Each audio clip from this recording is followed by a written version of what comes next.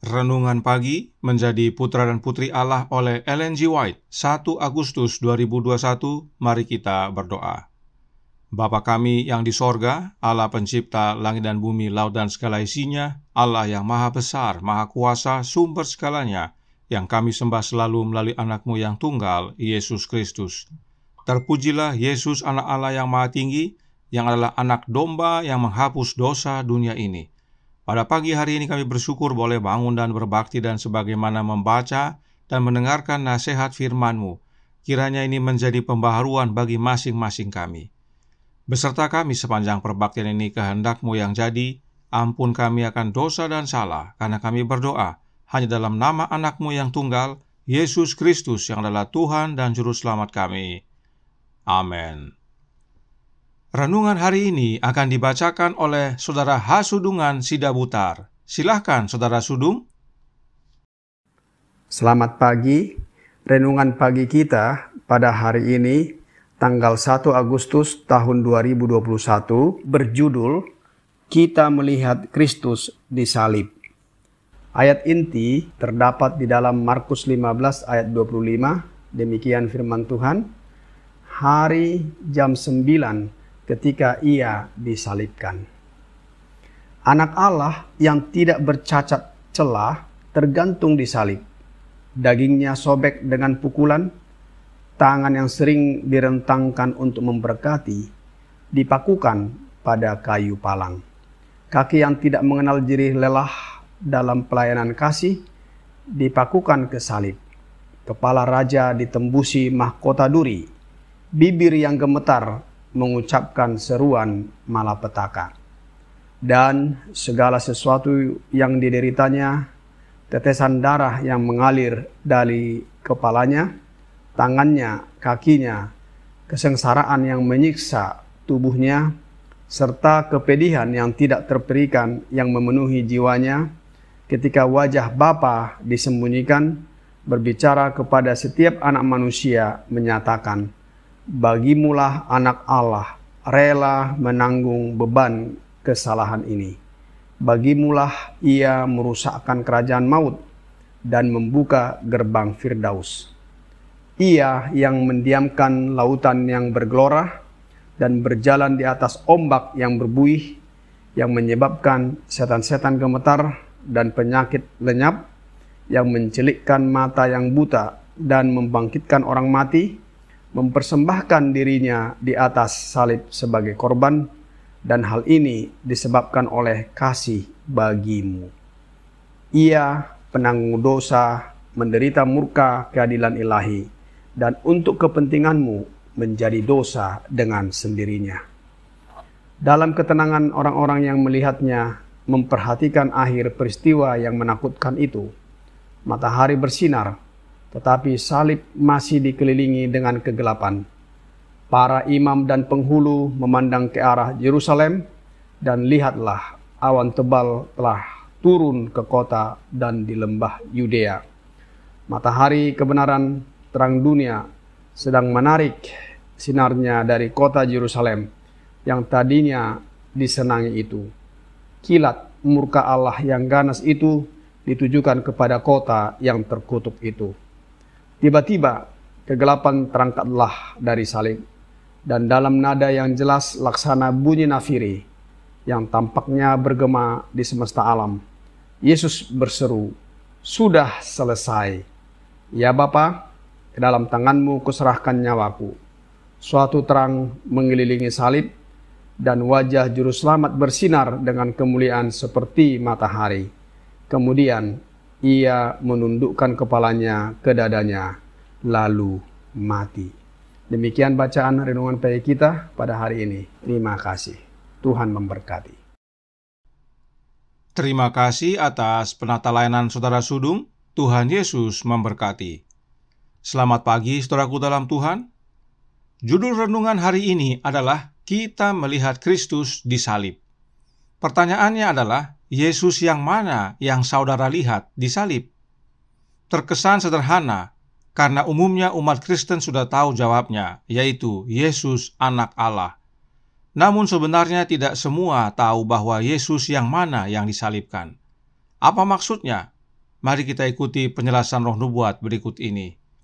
Selected Messages buku kedua halaman 271 paragraf 3 berkata, Kristus mengaku sebagai satu-satunya yang diperanakkan Bapa, tetapi orang-orang yang terbungkus dalam ketidakpercayaan dihalangi dengan prasangka, menyangkal yang kudus dan yang adil.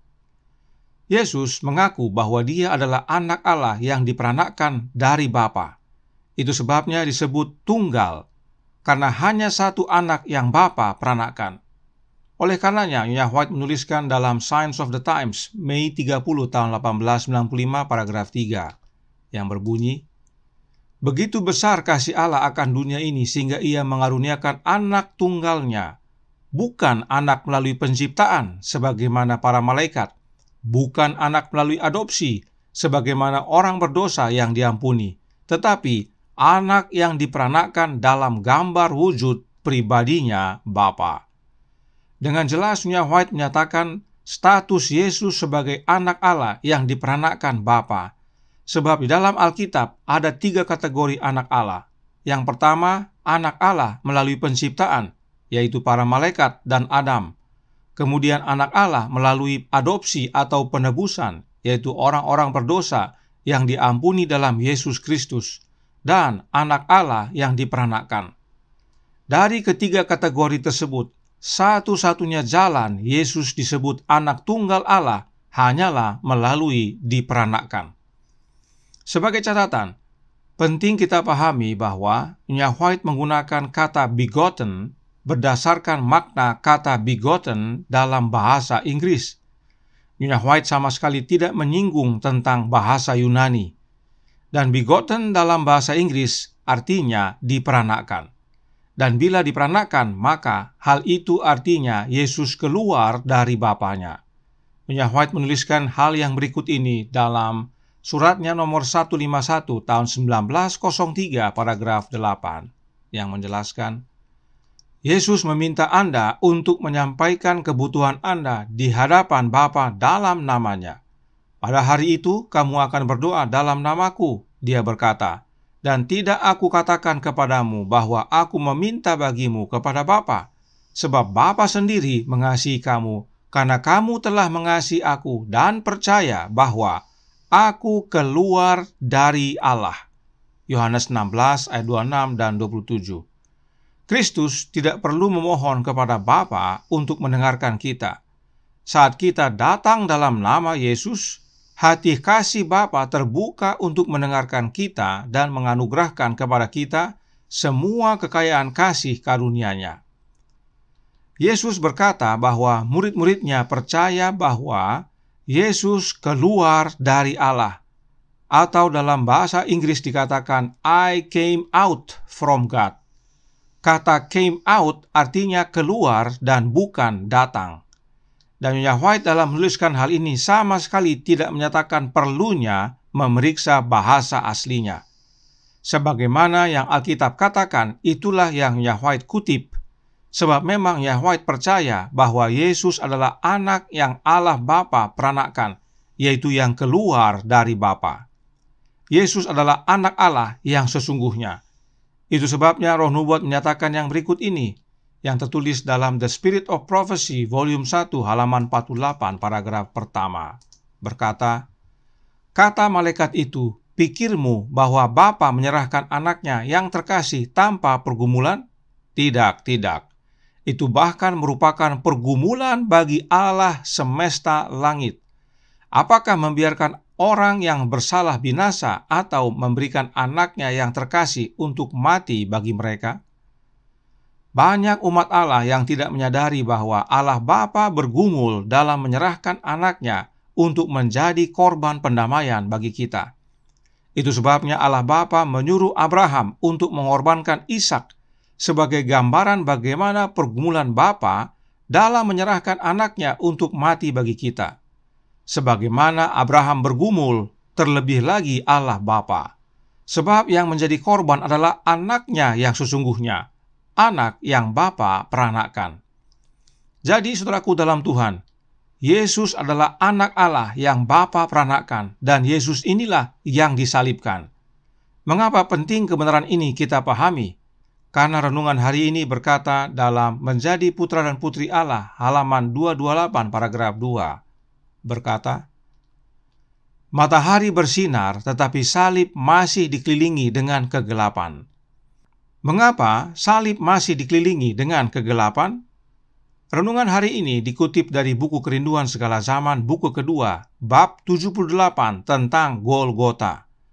Dalam bab tersebut, Roh Nubuat menjelaskan mengapa salib dikelilingi dengan kegelapan. Mari kita baca dari halaman 405 paragraf 2 yang menyatakan, dalam kegelapan gelap, hadirat Allah disembunyikan. Ia menjadikan kegelapan itu kemahnya dan menyembunyikan kemuliaannya dari mata manusia. Allah dan malaikat-malaikatnya yang suci berada di sisi salib itu, Bapa bersama-sama dengan anaknya. Kegelapan yang turun meliputi Golgota adalah wujud kehadiran Allah Bapa. Allah Bapa menjadikan kegelapan itu kemahnya, sebab manusia tidak dapat melihat kemuliaan Bapa. Kalau manusia melihat kemuliaan Bapa, maka manusia itu mati. Itu sebabnya Allah Bapa menyembunyikan kemuliaannya dalam kegelapan. Namun dalam kegelapan itulah Allah Bapa hadir. Perhatikan, Allah Bapa dan para malaikatnya berada di sisi salib Yesus. Artinya, di Golgota saat Yesus tergantung di salib, hadir di dekat Yesus Allah Bapa dan para malaikatnya. Inilah makna penting dari kalimat yang berkata kita melihat Kristus di salib. Terlalu sering kita melihat hanya Kristus saja. Kita jarang melihat ada kegelapan yang meliputi Golgota saat itu. Jadi sebenarnya orang-orang yang hadir dalam peristiwa Yesus disalibkan dan melihat Yesus tergantung di salib serta dikelilingi dengan kegelapan, mereka sebenarnya tidak hanya melihat Yesus tergantung di salib, tetapi mereka melihat kehadiran Allah Bapa dan para malaikatnya juga yang bersembunyi di dalam kegelapan itu. Pada saat itu Allah Bapa bersama-sama dengan anaknya. Saudaraku dalam Tuhan, Allah Bapa bergumul. Dia tidak tinggal di sorga dan hanya lihat-lihat dari atas. Allah Bapa turun dan diiringi oleh para malaikat untuk hadir dekat dengan anaknya. Renungkan akan hal ini, saudaraku dalam Tuhan, saat saudara melihat ke salib. Jangan hanya lihat Yesus yang tergantung di salib, tapi lihat juga kegelapan yang menutupi Golgota. Kegelapan itu adalah wujud dari pergumulan Allah Bapa melihat anaknya yang menjadi korban pendamaian bagi kita manusia berdosa ini. Kenapa Allah Bapa bergumul dan harus turun hadir bersama anaknya? Karena Yesus adalah anak yang Bapa peranakan, anak Allah yang sesungguhnya. Sebagaimana Abraham bergumul saat hendak mengorbankan Ishak, demikian juga Allah Bapa bergumul untuk menyerahkan anaknya. Itu sebabnya perhatikan yang hadir adalah Allah Bapa dan para malaikatnya. Tidak ada disebutkan adanya oknum yang lain yang hadir dari sorga. Hanya Bapa dalam kegelapan, anak Allah tergantung di salib, serta para malaikat bersama-sama dengan Bapa dalam kegelapan. Inilah pentingnya kita lihat saat melihat Yesus disalib. Dan saat jam 3 sore tiba, kegelapan itu terangkat dari daerah itu. Tetapi masih ada kegelapan yang mengelilingi salib Yesus. Roh Nubuat katakan itu adalah lambang kesengsaraan dan kengerian yang menekan hati Yesus. Dan pada saat itulah Yesus berseru, "Allahku, Allahku, mengapa engkau meninggalkan aku?" Tidak hanya Bapa yang bergumul, anak pun bergumul. Selama hidup Yesus di dunia ini, Allah Bapa selalu menyertai anaknya. Baca Yohanes 8 ayat 29. Bapa selalu menyertai anaknya. Bapa tidak biarkan Yesus sendirian. Tetapi kali ini, meski Bapa sempat hadir di dekat Yesus, tapi akhirnya Bapa harus tinggalkan. Yesus harus mati demi kita. Tidak heran Nyonya White menasihatkan untuk kita merenungkan saat-saat penderitaan Yesus ini, sebab Bapa dan Anak bergumul. Karenanya, saudaraku dalam Tuhan, Yesus yang mana yang saudara lihat tersalib? Roh Nubuat menyatakan yang berikut ini dalam Kerinduan Segala Zaman, buku kedua, halaman 420, paragraf pertama. Berbunyi, pada akhir peristiwa hari penyaliban, bukti yang segar diberikan tentang kegenapan nubuatan dan kesaksian yang baru diberikan tentang keilahian Kristus. Ketika kegelapan telah terangkat dari salib dan seruan Yesus yang hampir mati itu telah diucapkan, tiba-tiba suara lain kedengaran berkata, sungguh ia ini adalah Anak Allah. Matius 27 ayat 54. Siapakah yang mengucapkan perkataan ini? Bukan orang Yahudi. Kita lanjutkan dalam buku yang sama, halaman 420, paragraf 2. Yang White menuliskan, perkataan ini dikatakan bukannya dengan nada berbisik saja. Semua mata dialihkan untuk melihat dari mana suara itu datang. Siapakah yang telah berbicara? Itulah penghulu laskar Roma.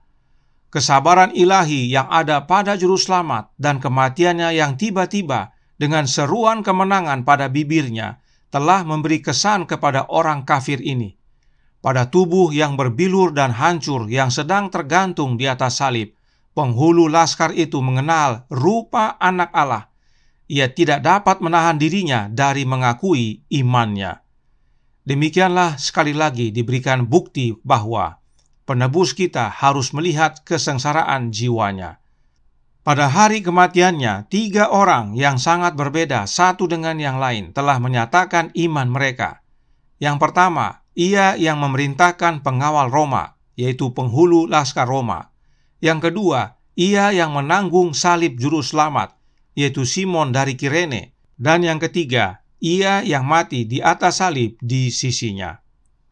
Saudaraku dalam Tuhan, orang Yahudi menolak Yesus sebagai Anak Allah yang sesungguhnya, dan oleh karena itu mereka salibkan Dia.